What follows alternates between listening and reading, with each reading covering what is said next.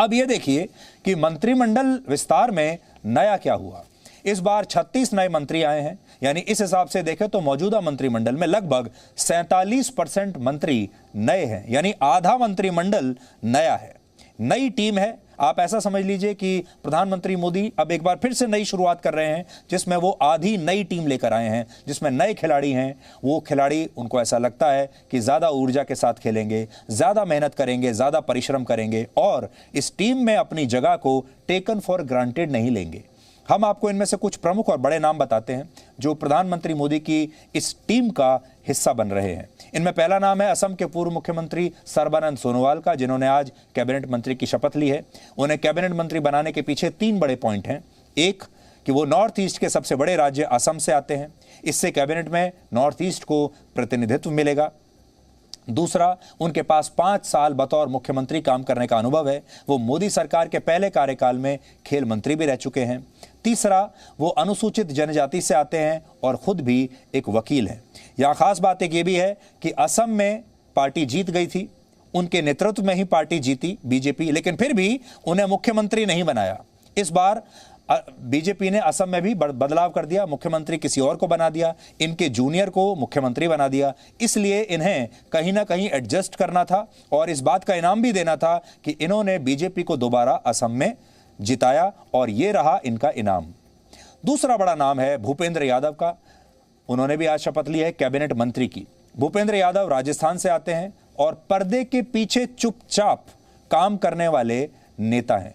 BJP के लिए कई मौकों पर संकट मोचक की भूमिका निभा चुके हैं।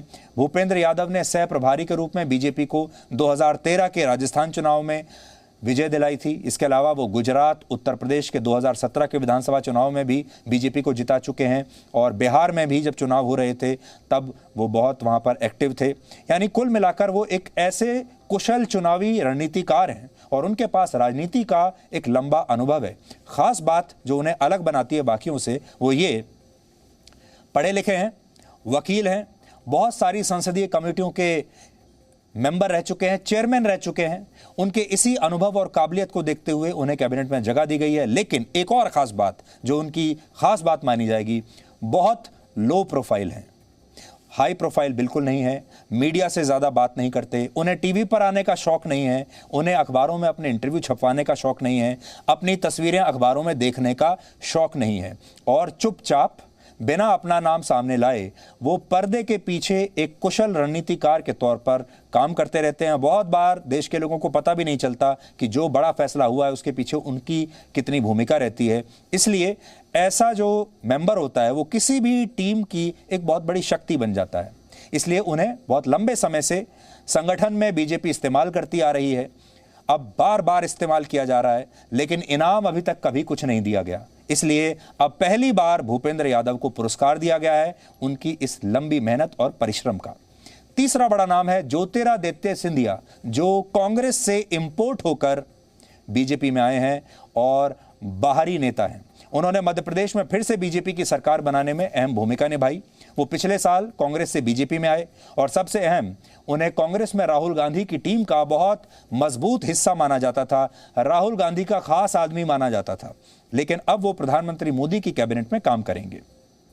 इसके अलावा सिंधिया पूर्व यूपीए की सरकार में भी केंद्रीय मंत्री रह चुके हैं। इसलिए उनकी जो खास बात है वो ये है, ये जो इस तरह के जो नेता होते हैं ये मौसम वैज्ञानिक की तरह होते हैं, इन्हें पहले ही पता चल जाता है आने वाला मौसम कैसा है। इसलिए चाहे प्रधानमंत्री कोई बने, चाहे सरकार किसी पार्टी की बने, ये हमेशा सदाबहार एवरग्रीन नेता होते हैं और इन्हें हर जगह मंत्री पद मिल ही जाता है। इसलिए ये जब सोनिया गांधी के साथ थे, राहुल गांधी के साथ थे, तब भी इन्होंने मंत्री बनने का पुरस्कार लिया और आज ये नरेंद्र मोदी के साथ हैं, यहाँ पर भी बड़े आराम से बहुत ज़्यादा संघर्ष किए बिना, पहले तो राज्य मंत्री थे, अब ये सीधे कैबिनेट मंत्री बन गए। यानी इस बार पुरस्कार बड़ा है और पुरस्कार बड़ा इसलिए है क्योंकि इन्होंने जब राहुल गांधी की टीम को छोड़ा उस समय जो माहौल बना कुल मिलाकर, उससे राहुल गांधी की जो छवि है, कांग्रेस की जो छवि है, उसे बड़ा धक्का लगा क्योंकि उनके खास लोग उन्हें छोड़कर बीजेपी में शामिल हो गए और इसी का पुरस्कार अब उन्हें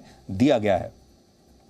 सबसे अहम, उन्होंने MBA की पढ़ाई की, इसलिए पढ़े लिखे हैं, विदेशी यूनिवर्सिटीज़ में पढ़े हैं, हार्वर्ड में पढ़े हैं, स्टैनफोर्ड यूनिवर्सिटी से वो पढ़े लिखे हैं, अंग्रेज़ी बहुत अच्छी बोलते हैं, रॉयल फैमिली से आते हैं, राजा हैं, इसलिए उनका तो इसमें होना लाजमी था। और ऐसे लोग बिना मंत्री पद के ज़्यादा दिन रहते भी नहीं हैं, और ये भी कभी रहे नहीं।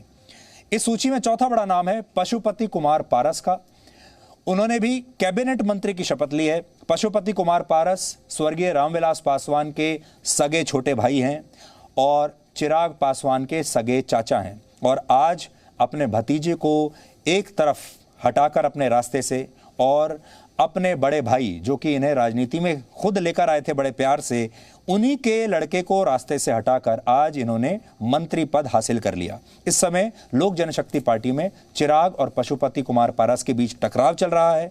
चिराग पासवान को उम्मीद थी कि उनके पिता रामविलास पासवान की मृत्यु के बाद केंद्र सरकार में उन्हें मंत्री बनाया जाएगा, लेकिन हुआ कुछ और उनकी जगह उनके चाचा, जो अब उनके बिल्कुल खिलाफ हो चुके हैं, उन्होंने ये कैबिनेट मंत्री का पद ले लिया। इसी को राजनीति कहते हैं। राजनीति में कोई किसी का सगा नहीं है। राजनीति में कल क्या होगा आप कह नहीं सकते। आज चिराग पासवान से हमारी टीम ने बात की और उन्होंने कहा कि वो अपने चाचा के खिलाफ कानूनी लड़ाई लड़ेंगे। और चिराग पासवान आज बहुत परेशान हैं, क्योंकि बिहार के चुनाव के दौरान उन्होंने आंख बंद करके बिना राजनीतिक सूझबूझ का इस्तेमाल किए खुलकर नीतीश कुमार के खिलाफ चुनाव लड़ा था। नीतीश कुमार को ज़बरदस्त नुकसान पहुंचाया था और बीजेपी ने जैसा कहा उन्होंने किया, लेकिन पुरस्कार ले गए उनके चाचा। पार्टी के तौर पे बनाया जाएगा तो डेफिनेटली इसका मुझे एतराज़ है, और मैंने इस बात को कहा है कि मैं कोर्ट जाऊंगा अगर उनको लोजपा के कोटे से। देखिए, पूरी तरीके से प्रधानमंत्री जी का अधिकार क्षेत्र होता है कि आप किसको आप मंत्री बनाते हैं, किसको आप मंत्री नहीं बनाते हैं। बट अगर आप मेरी पार्टी के कोटे से किसी को मंत्री बना रहे हैं तो उसमें ज़रूर मुझे एतराज़ होगा। क्यों? क्योंकि इन लोगों को पार्टी से पहले ही निष्कासित किया जा चुका है, इन लोगों को पार्टी से निकाला जा चुका है, ये जो 5 सांसद हैं। तो ऐसे में मेरी पार्टी के नाम का अगर इस्तेमाल होगा कि भाई लोक जनशक्ति पार्टी के कोटे से आप इनको बना दीजिए, अगर इनको आपको जदयू के कोटे से बनाना है तो जाएं, पहले जदयू की सदस्यता ग्रहण करें। ये नहीं हो सकता कि भाई आप किसी दूसरे के कोटे से बनेंगे और सदस्य भाई आपको बताना ना होगा कि आप मेंबर ऑफ पार्लियामेंट आप किस पार्टी से हैं, आप जदयू से हैं, आप भाजपा से हैं, कि आप इंडिपेंडेंट हैं। क्योंकि लोक जनशक्ति पार्टी से तो आप नहीं हैं, तो आपको पहले ये डिसाइड करना होगा कि आप किस पार्टी के सदस्य हैं। हालांकि चिराग पासवान की जगह पशुपति कुमार पारस को कैबिनेट मंत्री बनाने के पीछे एक ठोस वजह है। जैसे उनके पास बिहार की राजनीति में लंबा अनुभव है, जो चिराग पासवान के पास नहीं है। वो नीतीश कुमार की सरकार में कैबिनेट मंत्री रह चुके हैं, 3 बार विधायक रह चुके हैं, 2019 के चुनाव में पहली बार सांसद का चुनाव भी जीता, और इसके अलावा वो ग्रेजुएट भी हैं। नए मंत्रियों में एक और बड़ा नाम है मीनाक्षी लेखी का, जिन्होंने आज केंद्रीय राज्य मंत्री की शपथ ली है। मीनाक्षी लेखी नई दिल्ली लोकसभा सीट से सांसद हैं।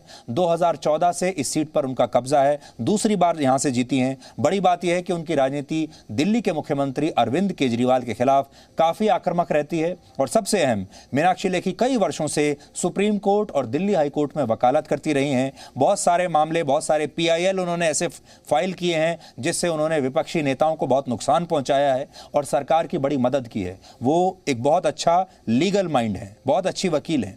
आज हमने प्रधानमंत्री मोदी की टीम में शामिल होने वाले कई नए मंत्रियों से बात की है, क्योंकि टीम में उन्हें नई नई जगह मिली है। अब आज उनकी नई पारी की शुरुआत हो रही है, इसलिए जाहिर है सारे लोग जोश में हैं, सारे लोग खुश हैं। अब वो आगे कितने रन बनाते हैं, कितने विकेट लेते हैं, ये आपको उनकी बातों से पता चलेगा।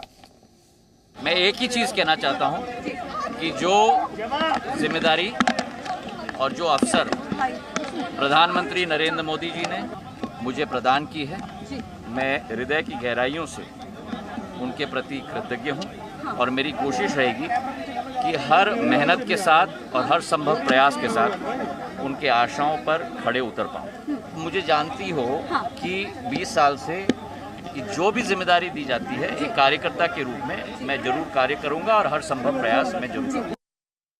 दिल्ली में पहली बार मैं लोकसभा का सदस्य हाजीपुर से चुनाव जीत के आया हूँ।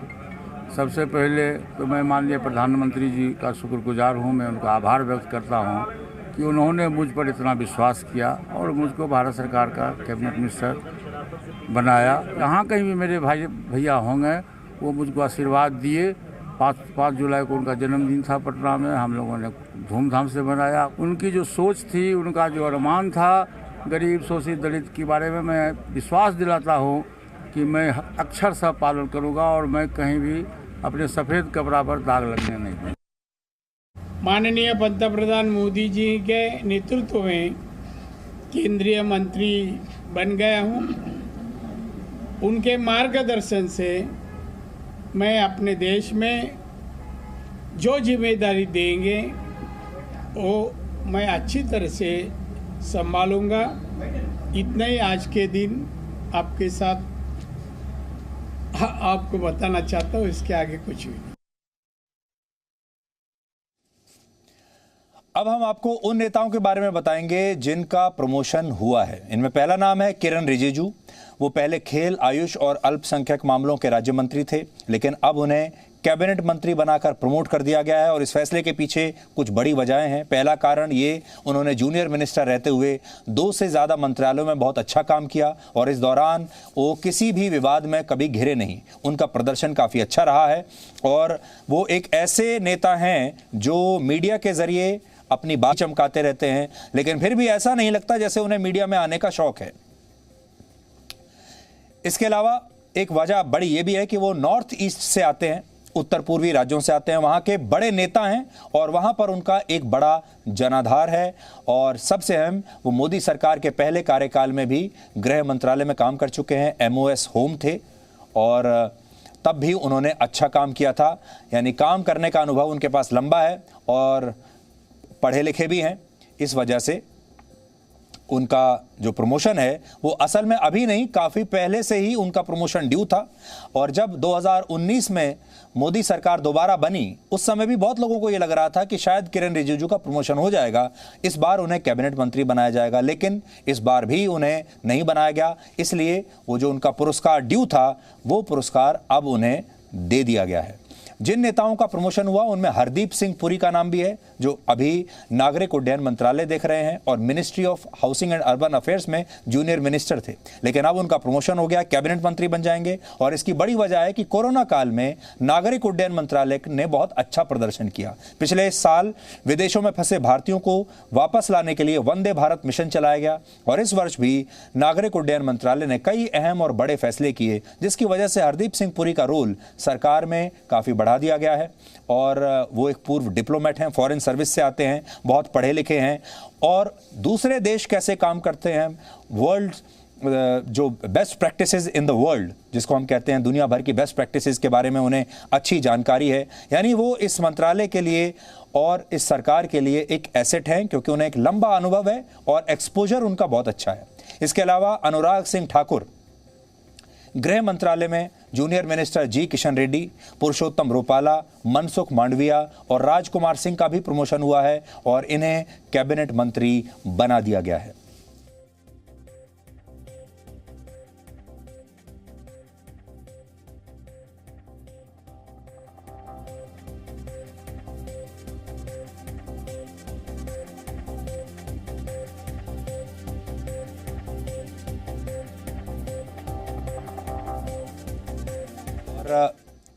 इस समय आपकी स्क्रीन पर जो चल रहा है मैं आपको वो भी बता देता हूं। मनसुख मंडाविया को रसायन और उर्वरक मंत्रालय मिला है।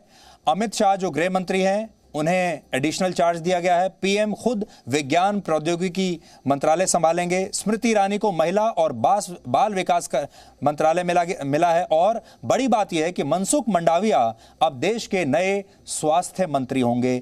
ये अभी अभी ब्रेकिंग न्यूज आपके लिए है और कुछ मंत्रालयों की लिस्ट हमारे पास आ गई है।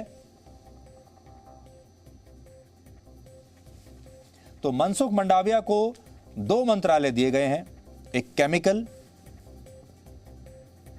मिनिस्ट्री केमिकल एंड फर्टिलाइजर्स और दूसरा स्वास्थ्य मंत्रालय भी उन्हीं को दिया है। मनसुख मंडाविया, डॉक्टर हर्षवर्धन बाहर हो गए हैं और मनसुख मंडाविया अब नए स्वास्थ्य मंत्री बनाए गए हैं।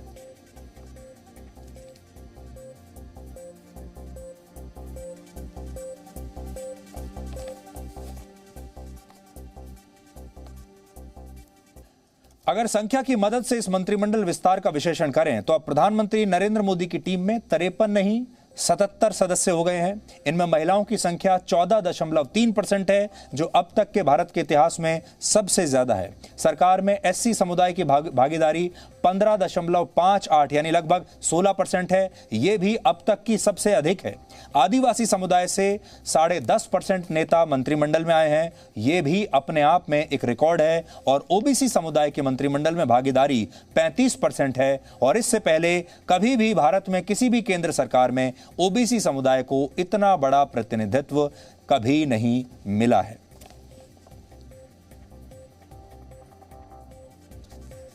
तो सरकार की मैसेजिंग क्या है? लोकतंत्र में जब भी सरकार सामने आती है, कोई बदलाव करती है, एक्सपेंशन करती है, कोई कदम उठाती है, तो उसके पीछे हमेशा मंशा होती है अपने लोगों को एक संदेश देने की, बताने की कि उनकी मंशा क्या है।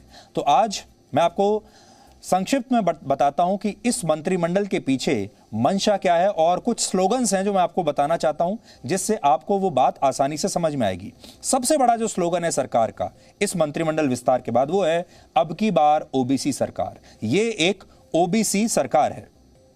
दूसरा सरकार आपको बताना चाहती है कि ये दलितों की सरकार है, क्योंकि इसमें 12 दलित मंत्री हैं।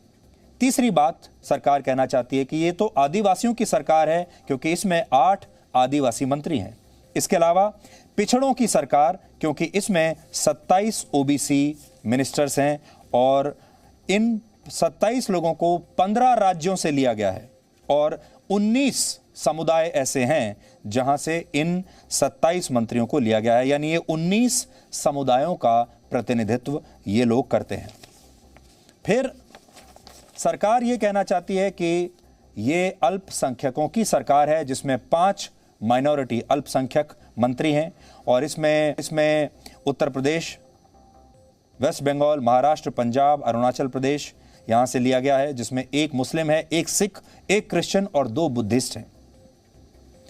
और फिर सरकार कहती है कि हम इसके बावजूद सबकी सरकार है ये, क्योंकि उसमें 29 मंत्री ऐसे हैं जो अन्य समुदायों से लिए गए हैं, जो अन्य जातियों से लिए गए हैं, जिसको कि आप अपर कास्ट भी कह सकते हैं।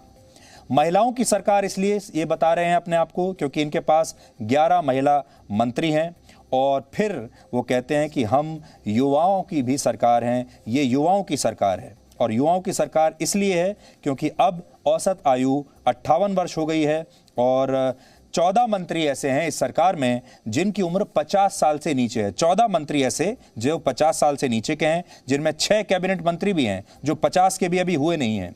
5 मुख्यमंत्री बीजेपी के अलग अलग राज्यों में ऐसे हैं जो 50 साल से नीचे हैं। ये राज्यों की बात कर रहा हूं मैं। और इस प्रकार से ये जो टीम नई बनाई गई है इसे अनुभव की सरकार भी कहा जा रहा है, जिसमें वो कहते हैं कि 46 मंत्री ऐसे हैं जिन्होंने सेंट्रल गवर्नमेंट चलाने का जिन्हें अनुभव है। और राज्य सरकारों की सरकार भी वो अपने आप को बता रहे हैं, क्योंकि वो कहते हैं कि इसमें 4 पूर्व मुख्यमंत्री हैं, 18 लोग ऐसे हैं जो राज्य सरकारों में मंत्री रह चुके हैं और 39 लोग ऐसे हैं जो पहले विधायक रह चुके हैं। और प्रोफेशनल्स की भी सरकार है और देश के हर कोने की सरकार ये अपने आप को बता रहे हैं। तो अभी जो नई लिस्ट है मंत्रिमंडल की कि किसे क्या मिलेगा वो अभी आनी बाकी है। 2-4 नाम अभी तक आ गए हैं जो हमने आपके साथ शेयर कर लिए हैं। जब ये पूरी लिस्ट आ जाएगी तब ये विश्लेषण संपूर्ण होगा। लेकिन अभी इस समय जो बेस्ट विश्लेषण हो सकता है वो हमने आपके सामने आज प्रस्तुत करने की कोशिश की है और उम्मीद करते हैं कि हम इस विश्लेषण में आपकी उम्मीदों के साथ न्याय कर पाए हैं।